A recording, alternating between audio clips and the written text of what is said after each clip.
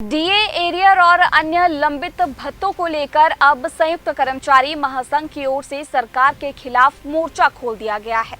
जानकारी दे दें कि आज शिमला के कालीबाड़ी हॉल में संयुक्त कर्मचारी महासंघ ने आज जहां सरकार के खिलाफ रणनीति जो है वो बनाई है और सरकार पर जो दबाव बनाने की रणनीति बनाई है ताकि जो उनके लंबित पड़े भत्ते हैं जिसमें डीए, एरियर और कई अन्य, वो जल्द से जल्द सरकार जो है इनकी अदायगी कर दे।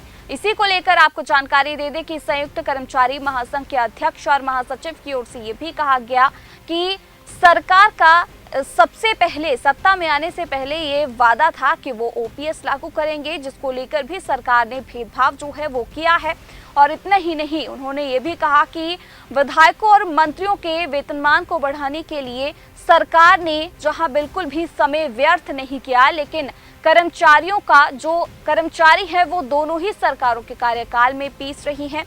और अब इसको लेकर संयुक्त कर्मचारी महासंघ की ओर से ये रणनीति बनाई गई है। ये मन उनकी ओर से बना लिया गया है कि सरकार पर अब दबाव बनाया जाएगा ताकि उनके लंबित पड़े जो भत्ते हैं जिसमें डीए, एरियर और अन्य जितने भी भत्ते हैं वो जल्द से जल्द सरकार इनकी अदायगी करे। क्या कुछ इस दौरान संयुक्त कर्मचारी महासंघ के अध्यक्ष और महासचिव ने कहा, सुनिए। आज जो हमारा यहाँ जिला सम्मेलन संयुक्त कर्मचारी महासंघ का हुआ है और इसमें मुख्य इशू तो है कि भी अभी हमें लग रहा है कि कर्मचारी कहीं ना कहीं सरकार के एजेंडे से हट गया है। और आप देखेंगे हमारा जो चर्चा में यहाँ आया, कर्मचारी बोल रहे कि विधानसभा में जो बहस हुई या सारी चीज़ें उसके बाद माननीय ने अपने वो सारे वेतन भत्ते बढ़ा दिए, लेकिन कर्मचारी कहीं नहीं आया। उसको बस इतना ही एक घोषणा की गई कि चरणबद्ध तरीके से, पर चरण कब बद्ध होने उसका कोई पता नहीं। तो इस करके कर्मचारी में काफ़ी आक्रोश है जो हम यहाँ जिला अधिवेशन में देखा। और मुझे लग रहा है कि भी अभी पहले एक परंपरा सरकार क्या प्रदेश में रही है, कह रही है कि सरकार कर्मचारी क्या करते हैं, पूरे 4 साल चुप बैठेंगे और चौथे साल पर क्रोश प्रकट करके सरकार की परिवर्तन की दिशा में जाएंगे। और उसका मुझे लग रहा है कि वो आपने पीछे हमने परिवर्तन करके देखा तो परिवर्तन में जो सरकार है वो उनके कामकाज में कोई विशेष अंतर नहीं आया। तो मुझे लग रहा है कर्मचारी अभी सोच रहा है कि जब वो सरकार जो सत्ता में है उसके होते हुए कुछ हमने हासिल कर लिया तो मिल गया, नहीं तो ये बोले जी परिवर्तन के बाद देखेंगे या वो चीज़ें। तो आज तो इस करके अभी सरकार का 3 साल है या 3.25 साल है, इस करके हमने फैसला लिया है कि हम सरकार के ऊपर दबाव डालेंगे। जो हमें दिया है वो वित्तीय लाभ है या बाकी इशू है या आप कुछ यूपीएस यूनिफाइड पेंशन स्कीम लागू कर रहे हैं या इसके अलावा और भी आपने कॉन्ट्रैक्चुअल जो सर्विस कमीशन का बिल लाया है और तमाम जो कर्मचारी के अगेंस्ट आपने जो फैसले लिए हैं उनको रिव्यू करने की मांग कर रहे हैं और जो वित्तीय लाभ पेंडिंग है उनको मांग रहे हैं। और साथ में जहां आपकी ओपीएस लागू नहीं हुए जिन विभागों में, वो आपका एमसी है या बिजली बोर्ड है या और भी जिला स्तर जहां नहीं हुए वहां पुरानी पेंशन लागू कीजिए। इन तमाम मुद्दों को लेकर मंथन किया जा रहा है और स्वाभाविक इस तरह की अधिवेशन पूरे प्रदेश के जिलों में किए जाएंगे और जो भी कर्मचारी वहां से फैसला करेंगे उस रणनीति में आगे बढ़ेंगे। लेकिन सरकार के ऊपर उन्होंने जो कमिटमेंट की है या उनकी जो जिम्मेदारी है कर्मचारियों के प्रति उसके प्रति दबाव डालेंगे। कोई टाइम बाउंड रखा है कितने समय तक अधिवेशन कर लिए जाएंगे, फिर आंदोलन और साथ में एक और सवाल इसी के साथ जुड़ना कि ओपीएस की बात सरकार ने बोली थी कि हम आते ही लागू कर दिया, पूरे प्रदेश में लागू नहीं हुई है। एक तो हम कहेंगे कि भी अभी हम इसको क्योंकि जिले 12 है, अभी हम टाइम लाइन नहीं तय कर पाएंगे कि कब तक हम उनको कंप्लीट करेंगे या उसके बाद पूरे सभी जिलों के बाद मंथन के बाद क्या फैसला आता है।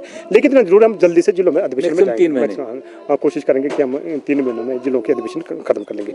और साथ में जो कमिटमेंट की बात है, हम एक मीडिया के साथ ही भली भांति जानते हैं सरकार की जो पॉलिटिकल कमिटमेंट थी पुरानी पेंशन पे, और उस कमिटमेंट को देखते हुए वो एक कॉन्ट्रैक्ट होता है। आपने किसी को विश्वास दिया मैं आपको ओपीएस दूंगा और कर्मचारियों ने उसकी कंसिडरेशन के बदले में आपको वोट दिया, आपको सत्ता में लाया, लेकिन उसके बाद आप पॉलिटिकल कमिटमेंट से बिट्रे कर रहे हैं। आप बोल रहे हैं जी नहीं, हमारे को जैसे बिजली बोर्ड को बोल रहे हैं कि आप पहले रैशनलाइजेशन करो, पदों को खत्म करो तब ओपीएस देंगे, या महकमे का ट्रांसमिशन अलग करो। तो मुझे लग रहा है कि ये नहीं चलेगा। जब सरकार ने कमिटमेंट की है और कर्मचारियों ने उस कमिटमेंट को देखते हुए उनको सत्ता में लाया है और पॉलिटिकल मैंडेट दिया है, तो मुझे लग रहा है उनको कमिटमेंट निभानी चाहिए और जो महकमे रहेंगे पुरानी पेंशन को लेकर के वहाँ पुरानी पेंशन लागू होनी चाहिए।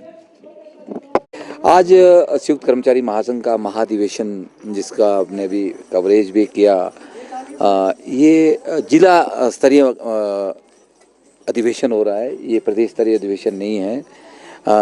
हमने ये डिसाइड किया कि हम 12 जिलों में महाधिवेशन करेंगे और जिसका अभी आपने एक हल्का सा थोड़ा सा एक देखा है। इसमें हम पहले तो एक जिला लेवल की बॉडी तैयार कर रहे हैं हम इस संयुक्त कर्मचारी महासंघ को ग्रास रूट तक ले जाना चाहते हैं।